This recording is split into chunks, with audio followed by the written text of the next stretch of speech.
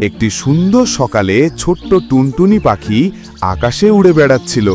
হঠাৎ সে দেখল আকাশে এক ঝলমলে রংধনু। আর টুনটুনি বলল, ও, যদি আমি রংধনুর শেষে যাই হয়তো গুপ্ত ধন পাবো। আর পথে টুনটুনির দেখা হলো খরগোশ ঝিলুর সাথে। আর সে বলল, হে টুনটুনি, কোথায় যাচ্ছ? রংধনুর শেষে শুনেছি সেখানে ধন আছে, তাহলে আমিও আসব। আর এভাবেই শুরু হলো তাদের রঙিন যাত্রা। কিছু দূর যেতেই তারা পৌঁছলো এক কাঁটার জঙ্গলে। ঝিলুর কান আটকে গেল কাঁটায়, আর টুনটুনির পালকও আঁচড় খেল। এভাবে গেলে আমরা আটকে যাব।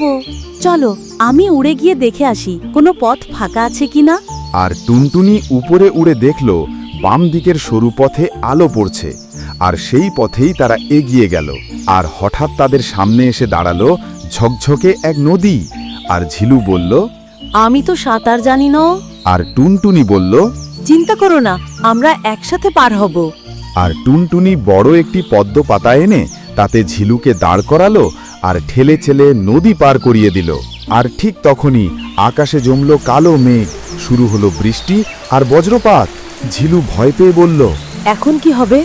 চলো, আমি গান গাই, তুমিও গুনগুন করো, তাতে শক্তি আসবে। আর এভাবেই তারা গান গাইতে গাইতে তারা পাহাড়ের চূড়ায় পৌঁছল। কিন্তু সেখানে কোনো সোনার ধন ছিল না। সেখানে ছিল শুধু হাসি, বন্ধুত্ব আর আনন্দে ভরা এক স্বর্গ। টুনটুনি, ঝিলু, এসো খেলি। তারা খেলল, নাচল, গান গাইল আর বুঝল সত্যিকারের ধন হলো বন্ধুত্ব। আর টুনটুনি বলল, আজ আমরা শিখলাম বন্ধুকে সাহায্য করাই আসল রংধনু। বন্ধুত্বই সেরা ধন। আর এইভাবে শেষ হলো তাদের রঙিন যাত্রা। তো বন্ধুরা, ভিডিও কেমন লাগলো? ভালো লাগলে চ্যানেলটি সাবস্ক্রাইব করে কমেন্টে তোমার নাম লিখে যাও। নেক্সট ভিডিও তোমার নাম দিয়ে বানানো হবে। ধন্যবাদ।